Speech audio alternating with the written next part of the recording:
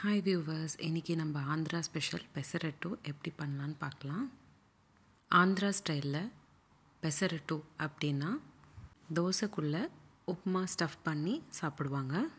முதல்ல நம்ம உப்புமா எப்படி பண்ணலான்னு பார்க்கலாம். நான் இன்னும் கொஞ்சம் ஹெல்த்தியாக பண்ணணுன்னு வெஜிடபிள்ஸோட உப்புமா பண்ணியிருக்கேன். வெஜ் கிச்சடி. ஒரு பேனில் 20 ml ஆயில், 1/2 ஸ்பூன் கடுகு, 1/2 ஸ்பூன் கடலைப்பருப்பு, கொஞ்சமாக கருவேப்பிலை எல்லாத்தையும் சேர்த்து வதக்கிக்கோங்க. நான் ஒரு பெரிய வெங்காயம் போல் பொடிசாக கட் பண்ணி வச்சுக்கிட்டேன், அதையும் சேர்த்துக்கிறேன். கிச்சடி நல்லா ஸ்பைஸியாக வேணும் அப்படின்னு நினச்சிங்கன்னா ஒரு பச்சை மிளகா கட் பண்ணி சேர்த்துக்கோங்க. நான் காரத்தூள் சேர்த்துக்க போகிறேன் பச்சை மிளகா பதிலாக. வெங்காயம் நல்லா வதங்கினக்கப்புறம் 1/2 தக்காளி கட் பண்ணி வச்சுருக்கிறதும் சேர்த்துக்கிட்டேன். கூடவே 1/4 கப் கேரட், 1/4 கப் பட்டாணியும் சேர்த்துக்கிட்டேன். ஃப்ரெஷ் பட்டாணி சேர்த்துக்கோங்க, அப்போ தான் டேஸ்ட் நல்லாயிருக்கும். ஒரு 2 நிமிஷம் போல் வதக்கிக்கோங்க. நல்லா முடிஞ்ச அளவுக்கு வெஜிடபிள்ஸ் உங்களோட பிரேக்ஃபாஸ்ட்டில் டெய்லி ஆட் பண்ணிக்கோங்க. கேரட்டும் பட்டாணி நல்லா வதங்கினக்கப்புறம் 1/4 ஸ்பூன் மஞ்சத்தூள் சேர்த்துக்கோங்க. கூடவே 1/2 ஸ்பூன் உப்பு, 1/2 ஸ்பூன் காரத்தூளும் சேர்த்துக்கோங்க.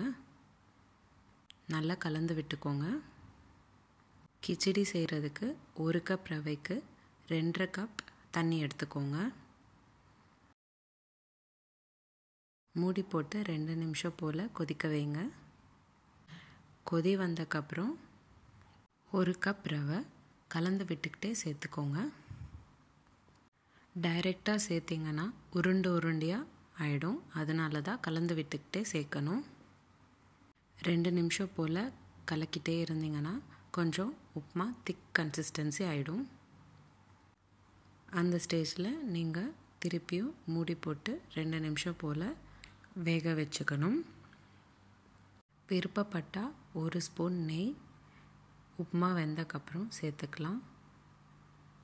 அவ்வளோதான், 10 நிமிஷத்தில் வெஜிடபிள் கிச்சடி ரெடி ஆகிடும். அடுத்து நம்ம பெசரட்டுக்கு தோசை மாவு எப்படி செய்கிறதுன்னு பார்க்கலாம்.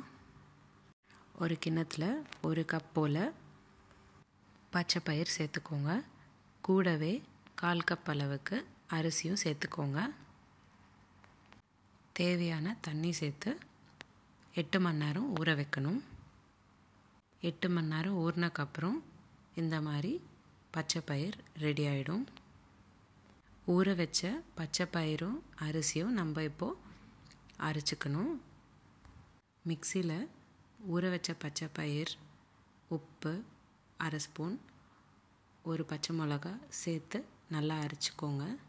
இந்த மாதிரி நல்ல தோசை மாவு பதத்தில் அரைச்சிக்கோங்க. அடுத்து இப்போது நம்ம பெசரட்டு எப்படி பண்ணலான்னு பார்க்கலாம்.